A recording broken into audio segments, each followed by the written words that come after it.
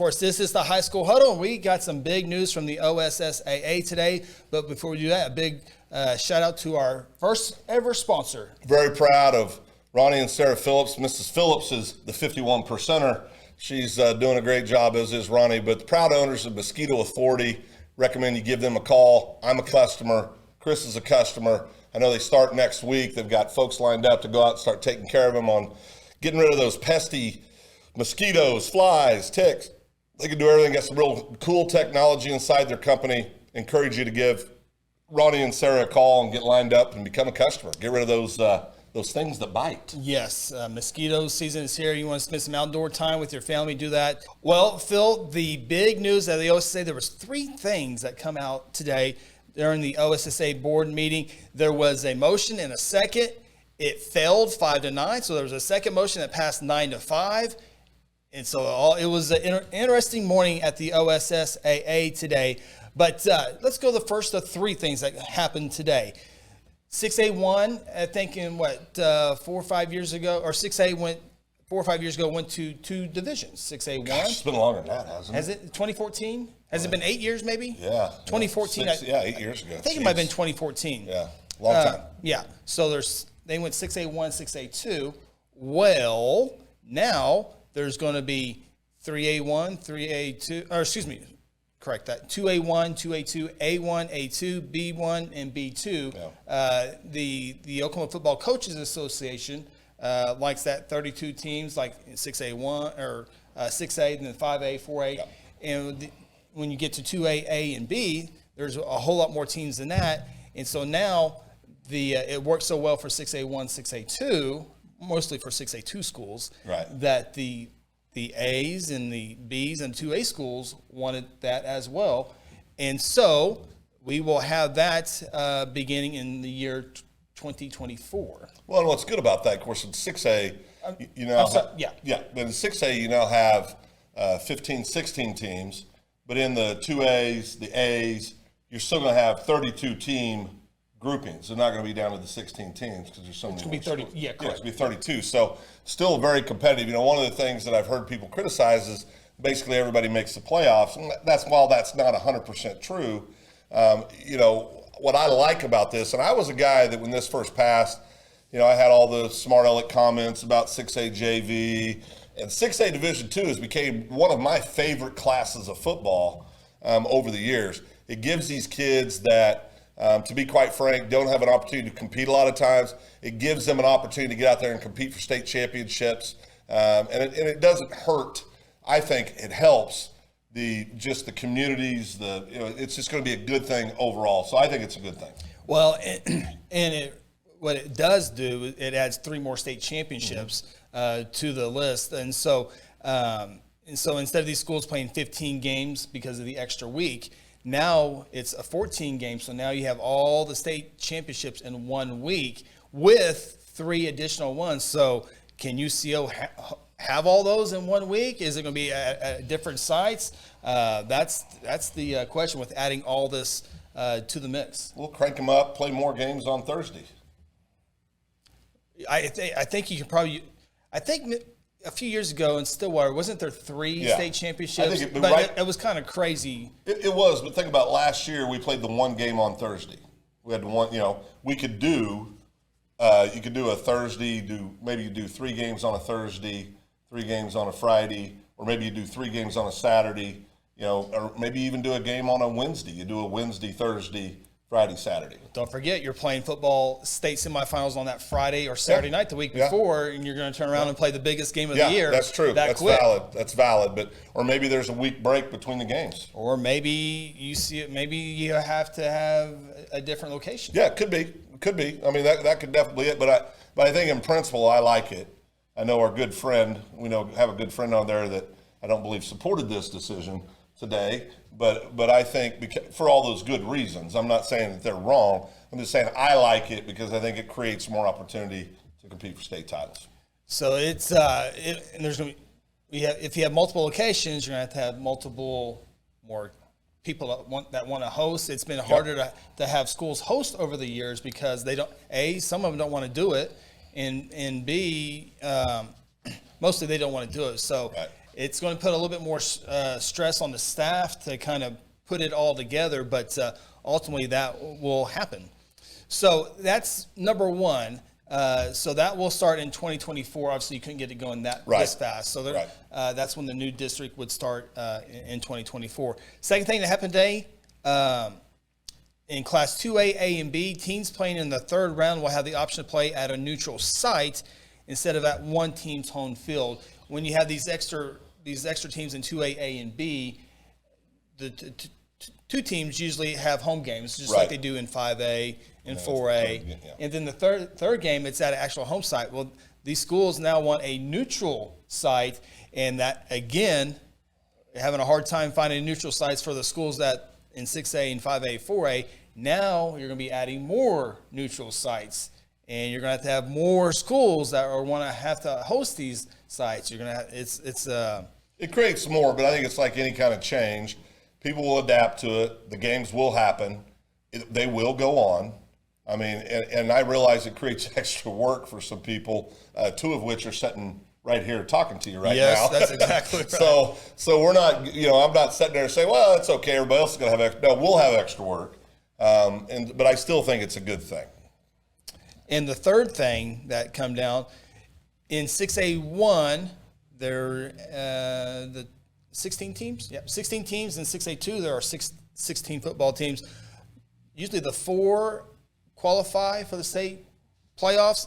Now 6 teams from each division will make it. So 12 out of 16 teams will now qualify for that, and 12 in 6A2. So, like, if it happened this year, if that was the case here, where 6 teams qualify instead of the 4 teams, by the way, doing that, there's no more bye week. Usually there's a bye week during Thanksgiving week for the 6A schools. That will go away, and they're back on schedule. So if that were to happen like this year, Moore did not qualify for 6A 1-2, which was fun to watch them play. Yeah, they had a good year. They were 7-3, 4-3 district play. Year. Under these changes, Moore and Edmond North was 3-7, 2-5 in district.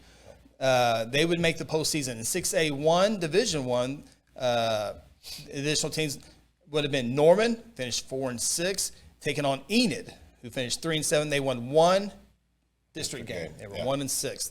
Enid would have been in the playoffs this year. Midwest City and Lawton would both be in. Both were. One was 5. Midwest City was 5-5. Lawton was 4-6. 6A2, Division 2, Ponca City would take on Muskogee. Ponca City was 4-6, and Muskogee was 2-8. Yeah, and that's obviously when you have those few of teams in those classifications. If you're adding, more people to the playoffs, you're going to have that. You're going to have teams with losing records going into it. I still don't see what it hurts. Simply because it gives those communities another week of football, gives those kids another week of football. And, and inevitably you're going to have a team, because we see it all the time in sports.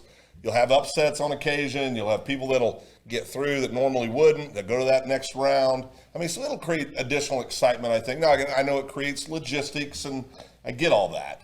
But I think, again, for the kids on the field and for the communities and for the schools, I think it's good. So the teams who win the district, I think, would get a first-round bye, and then go from there. The Tulsa World was able to talk with Travis Hill, who's the coach at Muskogee. He was the coordinator over at Broken Arrow when they won their state championship 2018. Of course, he won the state championship as the head coach at Tulsa East Central. I think that was in 2005. He said, it would have been nice for us last year, but honestly, I really don't like it. I'm old school. I would like for it just to be the top 4. When more than half the teams make the playoffs, it kind of waters it down a little bit. But it is what it is. If we finish 5th or 6th next season, we'll be very happy to be in the playoffs. Yeah, I mean, it's like anything. There's change, right? I mean, the NCAA basketball tournament didn't used to have 64 teams. Yep. I mean, so there's always this evolution of things. I mean, this is part of it. There's going to be younger coaches that probably love it.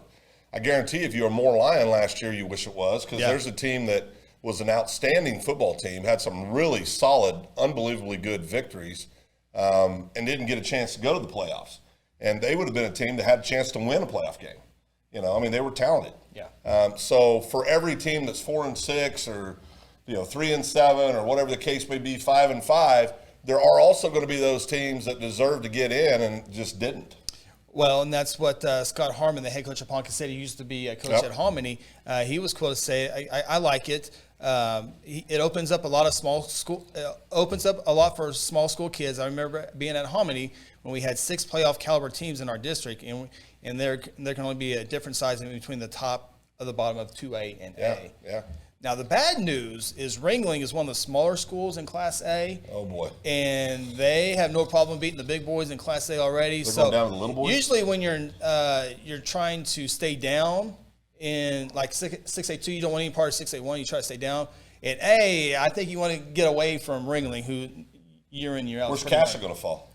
I haven't looked that far yet. That'd be interesting. That's became a really great rivalry between those two schools. They've been in. I know Coach Shackelford has been at the meetings. Yeah. I think the football coaches have been wanting to do this last couple of years, but this is the first time that it passed. By the way, all these 3 rules work together, kind of like a log roll. Yeah. It was you vote 1 or all 3. If you vote against it, then none of the 3 would happen. It wasn't. We'll vote on 6A1 or we'll vote on this one, and this one. They were all together. And I'm asking, why would they do that? Well, I think hindsight, they wish they probably would have split them up. Pulled them out. And the agenda was already there, and so I think eventually they would have passed anyway. Yeah. I think it'd been 9-5 for one, 9-5 for the other, 9-5 for the other. Yeah. So, but anyway, that's the big news. So I'm kind of in between. Yeah. I kind of like it. I think once it gets going, it'll be fine. But Well, it's like everything where there's change. A little different. You kick and scream a little bit, but eventually you realize, well, I can kick or scream, or I can figure it out and get involved and have a good attitude about it and move forward. I remember when kickoffs were at 7:30, I was like, "Oh, I'm moving at 7 o'clock." Now I'm the biggest 7 o'clock fan there. Well, yeah, because we're far, far away on Friday nights covering games. That 30 minutes makes a difference for us. By the way, Cassidy, they are now going to be part of the OSSAA. Oh, wow. Okay. And there was another school somewhere. But Cassidy, a long-time member of the Southwest Preparatory Conference, the SPC, if you're counting at home. They will be a football independent in 22 and 23, and will compete in the OSSAA in most sports beginning in the 23-24 school year. And so Tulsa Hall and Hall made this move like in 2005, and it worked out for them pretty well. I'd say so. The Dutch have done a lot. So some of the big news in football, high school football. Yeah, I mean, big changes. I think it's always good. We just had somebody, Rick just said he remembers when kickoffs were at 8 p.m. Yes, I don't remember that, but p.m. I had Casey Porter told me, we used to play at 8 o'clock, and I don't remember that, but there'd be a lot of nights we'd get in about 3 in the morning. Being Woodward. Yeah, it'd be rough. Okay, so here's the other part. So this is for football. What happens if basketball and slow pitch softball and wrestling and all these other sports want to do it? Now, there's another problem. Because in basketball, there's a whole lot more schools, and I mean, you can. But another problem is the number of referees that are out there, officials. Yes. That's a big problem. We've talked a lot about. Jeff Murray. Jeff Murray on last year, talking about how you can get involved, being an official across the state of Oklahoma, and we encourage everybody to reach out, get online, find out how to do that, because there is a true shortage of officials around the state, and that is another challenge that's presented by these extra games. So do you tell basketball, no, we did it for football because football's king, they make more money, and probably. I'm not saying that's right, sure. but probably. Yeah, probably. Yeah. I mean, but eventually it'll probably get to where we can do that. Yeah. I would say. I mean, and again, you look at the different states, how they run their playoffs and how they handle these same kind of things. I mean, I know Oklahoma's always communicating to their neighbors and talking to different, governing bodies in other states. And so, and that's one thing we're very lucky to have. The OSSAA has never been in better shape than they are right now, in my opinion. They've got incredible leadership. They've got great folks over there. They've got a very strong board. I mean, they're making good decisions. I know they're not always easy decisions, and sometimes people maybe don't like the decisions, but they're making those decisions based on what they feel is the absolute best thing for the organization long term. Yeah. And so I think I commend them because they have a very thankless job. Very thankless. And so they do a great job with them, and I have a lot of confidence they're going to make good decisions.